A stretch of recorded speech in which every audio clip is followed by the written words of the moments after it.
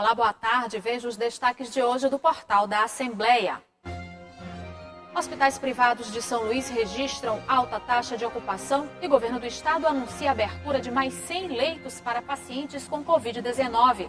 Nas escolas particulares, a necessidade de estudar vai de encontro com o medo do novo coronavírus. Apesar das medidas sanitárias, a Associação de Pais de Alunos defende maior controle por parte das autoridades.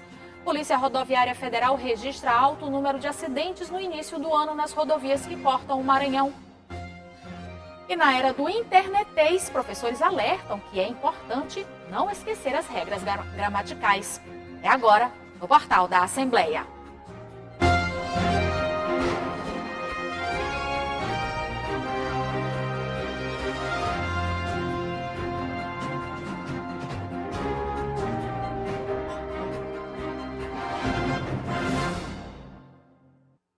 Entre os assuntos debatidos na sessão plenária desta quarta-feira, os deputados falaram sobre violência doméstica e houve proposta de debate sobre aumento salarial para profissionais da segurança pública. O repórter Joelson Braga acompanhou a sessão e tem mais detalhes. Boa tarde, Joelson. Olá, boa tarde a você, boa tarde a todos que nos assistem. E na sessão desta quarta-feira, a deputada Socorro Aquim fez um pronunciamento chamando a atenção para os crescentes casos de violência contra a mulher e fez um recorte especial sobre a violência doméstica. Eu conversei com a parlamentar. Grande problema que é o feminicídio, que infelizmente tem tirado muitas mulheres, muitas mães de família e deixado muitas crianças órfãs no país. As leis, como a Maria da Penha, que se comemorou recentemente, uma lei eficiente, uma das melhores leis criadas em defesa da violência doméstica no país, é importantíssimo. Mas nós não queremos resolver só pela lei, nós queremos resolver também pelas políticas públicas que precisam ser adotadas e cada vez melhores e mais eficientes em favor da mulher maranhense, da mulher brasileira. E ainda na sessão desta quarta-feira, o deputado Rildo Amaral propôs uma ampla discussão sobre o aumento dos profissionais da segurança pública. O parlamentar argumenta que há 4 anos os salários estão defasados. Eu também conversei com o parlamentar. A gente vê uma alta dos preços em tudo e o salário deles é o mesmo de 4 anos atrás.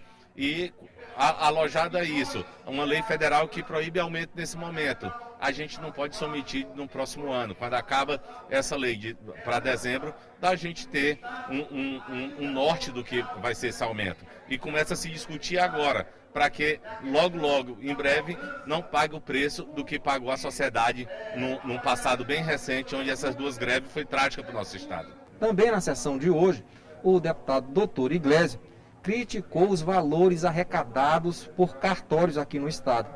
O parlamentar alega uma bitributação. Veja o que ele disse. O cidadão está sendo bitributado, que vai em afronta ao Código Tributário Nacional. É inadmissível isso, nós vamos ajuizar uma ação popular para acabar com essa roubalheira. Ano passado, os cartórios faturaram 600 milhões de reais. Só do ano passado, de mês de junho até dezembro, eles arrecadaram ilegalmente 20 milhões de reais, tiraram do bolso do cidadão, 27 se a gente considerar o FEC. Ou seja, é um absurdo o que está acontecendo. Inadmissível, 27 milhões retirados ilegalmente da população e precisa ser devolvido esse dinheiro. Este, portanto, foi o resumo da sessão plenária na Assembleia Legislativa nesta quarta-feira.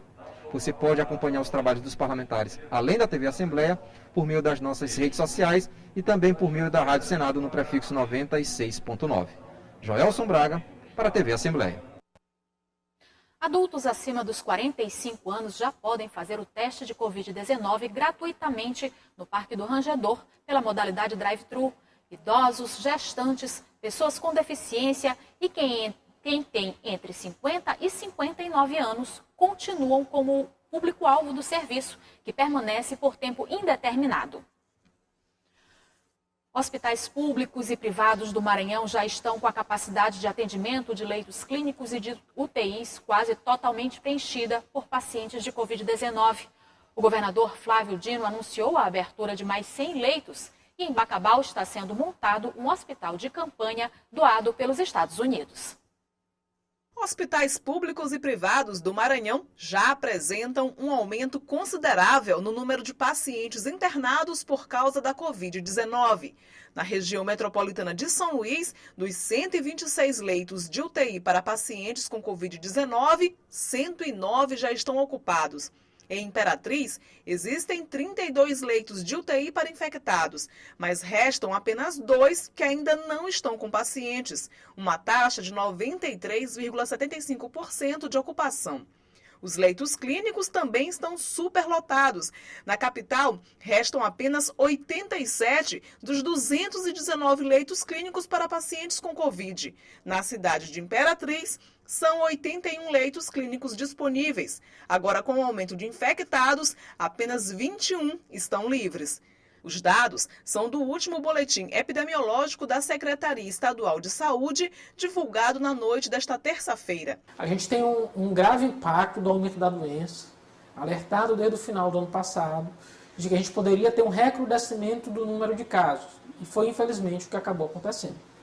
Hoje a gente tem uma ocupação de 100% dos leitos na rede privada, nos hospitais da rede privada, e tem uma ocupação grande de leitos na rede pública. A gente continua fazendo a expansão desses leitos na rede pública, a gente tem uma programação para as próximas semanas de continuar essa expansão, exatamente considerando o comportamento da doença. Esta assistente social contraiu a doença e teve que ser internada com urgência em um hospital público. Há poucas semanas, ela recebeu alta e relata a experiência de ter ficado isolada, longe da família e com medo de morrer. É terrível quando você chega ao ponto de ficar sem ar e você diz, meu Deus, eu vou morrer. E aí, a minha maior preocupação era ter que ir para a UTI. E aí, de repente, passaram-se 2 dias e eu comecei a ver aquele hospital começar a chegar muita gente, né? E eu fiquei apavorada. E eu falei, meu Deus, eu não posso ficar aqui, eu vou morrer. Então, assim, foi horrível, eu busquei muita força. Nas redes sociais, o governador Flávio Dino informou que nas próximas semanas serão abertos mais 100 leitos para casos de coronavírus. Ele também agradeceu aos Estados Unidos pela doação do hospital de campanha com 40 leitos, instalado no município de Bacabal, para atendimento a pacientes com Covid-19. O secretário estadual de Indústria e Comércio, Simplício Araújo, acompanhou a instalação da unidade, que deve começar a funcionar a partir da próxima semana. Eu acredito que a partir de segunda, terça, no mais tardar na quarta-feira da semana que vem, a unidade já vai estar completamente funcionando e atendendo a população. Nesse momento a gente recebe o equipamento, a gente confere o equipamento, vamos fazer testes no equipamento, vamos fazer aqui alguns atendimentos virtuais para que a gente não possa ter nenhum tipo de problema quando começar a atender a população. Os hospitais da rede privada também estão com uma alta taxa de ocupação. O boletim diário deste hospital particular de grande referência na capital, por exemplo, aponta que dos 38 leitos de UTI reservados a pacientes com Covid-19, 36 já estão ocupados. Diante do aumento expressivo no número de contaminados e de mortes provocadas pela Covid-19 no Maranhão, na manhã desta quinta-feira, o Judiciário Maranhense vai se reunir com representantes dos 217 municípios maranhenses para decidir sobre o lockdown em todo o estado. A reunião acontece depois que o Judiciário foi acionado pela Defensoria Pública Estadual para que a medida restritiva seja aplicada em todo o Maranhão. Manobrar um processo assim é algo bem complexo, porque não conseguimos até agora concretizar sequer as intimações. É bem difícil conduzir um processo com tantos réus, é quase como tentar conduzir um grande navio. Qualquer manobra é bem complexa e difícil de ser realizada. Portanto, até agora, as manifestações que tivemos no processo é apenas daqueles municípios que compareceram espontaneamente pela notícia nos meios de comunicação, mas os prazos sequer iniciaram porque não foram concretizadas ainda as intimações. Hoje no Maranhão são 210.539 contaminados pelo novo coronavírus. Ao todo, 4.798 pessoas já morreram. Nas últimas 24 horas, 11 pessoas perderam a vida no estado por causa da doença. E veja no próximo bloco, Polícia Rodoviária Federal registra mais de 100 acidentes nas rodovias que cortam o Maranhão. E o professor chama a atenção para a necessidade de não esquecer as regras gramaticais, mesmo na era do internetês. O portal volta já.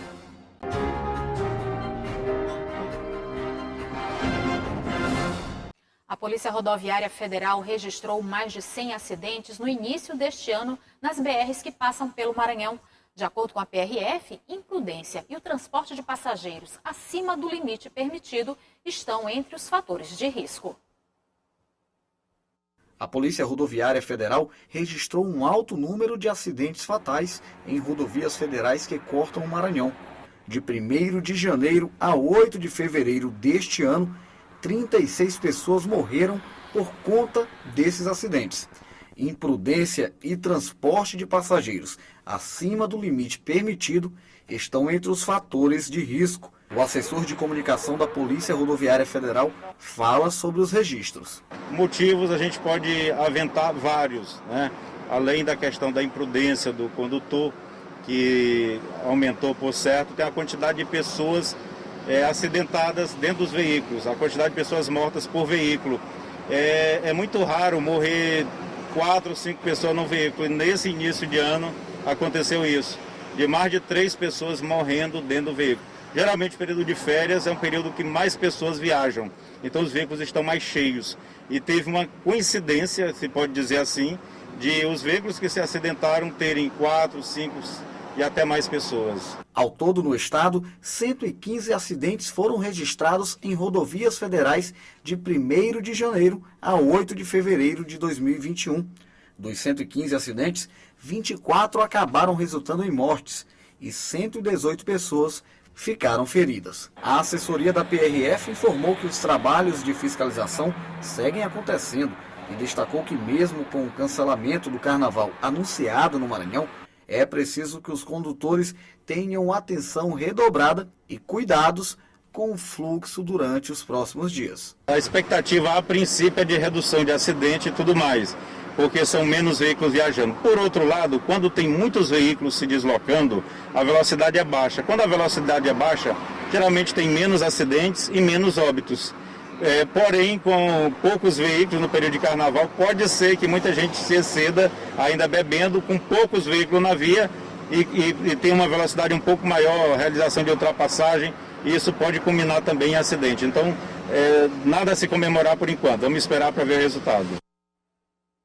O Instituto Federal do Maranhão abriu o período de inscrições para um curso de inteligência artificial que vai ser oferecido em parceria com uma das maiores empresas fornecedoras de equipamentos para telecomunicações do mundo. As inscrições podem ser feitas até o dia 18 de fevereiro no site inova.ifma.edu.br. As aulas começam de forma virtual no dia 19 de fevereiro. E nas redes sociais é comum ver palavras abreviadas de forma diferente durante os bate-papos. No intuito do envio de frases rápidas e mais objetivas, o chamado internetês tomou conta das conversas mais informais da web. Mas os professores de língua portuguesa alertam que é importante não esquecer as regras gramaticais. Helena viu as palavras ganharem novas formas no bate-papo das redes sociais. O pronome você agora é VC. Tudo virou TD. Nas conversas pelo celular, beleza se escreve com apenas 3 letras, BLZ. O não ganhou outra escrita, não. Estamos na geração do internetês. É algo que a gente tá se adaptando todos os dias, e quanto mais convívio a gente tem com a internet, com as redes sociais, eu acredito que acaba pegando um vício, né? Então, às vezes na pressa, ou às vezes mesmo por opção, a gente digita lá um PQ, um VC, e assim vai facilitando, entre aspas. O termo internetês, que ainda não está no dicionário, tem como regra geral o uso das abreviações e a exclusão dos acentos gráficos. Tá ligado que já é uma gíria, né? Que já é uma gíria aceitável pela língua portuguesa, ele passa a ser TLGD, tá ligado? O você, ele passa a ser você. E olha que o você vem de vai sucê, vós me ser, vossa me ser, você VC, né? E amanhã vai ser ser. E eu vou deixar de me comunicar por isso, né? Então a gente precisa ser mais maleável em relação à língua portuguesa, porque a língua, ela é móvel. Eu preciso comunicar-me. Basta. Ainda segundo o professor de língua portuguesa, que também é pai da Helena, alguns especialistas em linguística discordam deste novo tipo de comunicação escrita. Mas para ele, o novo modo de se comunicar com as palavras é aceitável nos dias de hoje, apenas no universo das redes sociais. Fora dela, é importante não se esquecer das regras da gramática. O internetês, que é essa linguagem rápida, essa linguagem objetiva, essa linguagem jovial, eu não posso utilizá-la numa redação oficial, por exemplo, o e-mail. Né? O e-mail é do campo da internet, mas ele não pode ser utilizado com internetês. Internetês é feito para o WhatsApp, para o Facebook. Né? Eu, por exemplo, não aceito receber, me cansa receber a palavra essa. Eu gosto de usar a palavra que o meu alunado usa. Me cansa ler um texto com norma culta padrão no WhatsApp. O WhatsApp eu quero ver o internetês. Né? Agora, isso não pode acontecer nas folhas de redação, nas redações oficiais, de maneira nenhuma. Isabela tomou cuidado de não misturar internetês com português nas redações fora da internet e recomenda o mesmo para quem também não quer confundir as regras gramaticais. Eu, assim como muitos outros adolescentes, eu sou uma adolescente que gosto muito de abreviar as palavras quando estou mexendo no telefone, mas por ser estudante, eu tenho que sempre ficar muito atenta para não cometer um erro. E tenho certeza que muitas outras pessoas também passam por esse mesmo problema. Tipo assim, sem querer, abrevia a palavra numa situação que não é correta. É se abreviar da tal palavra. Helena também se viu quase que obrigada a se adaptar a esta nova linguagem com abreviações, simplificações. Escreve com um tal internetês, mas prefere não abandonar as regras da gramática, mesmo nas redes sociais. A gente tem que manter a língua culta, porque querendo ou não é o certo. E a gente não pode esquecer disso lá no vestibular, lá numa prova que a gente vai fazer, porque implica, assim, nos nossos resultados. E se você também é adepto do internetês, tudo bem. Só não vai esquecer da gramática fora da internet. Fica a dica. E o Portal da Assembleia fica por aqui. Para rever as reportagens de hoje, acesse o site al.ma.leg.br/tv. Você fica agora com imagens do auditório Fernando Falcão, localizado na Assembleia Legislativa. Boa tarde, até amanhã.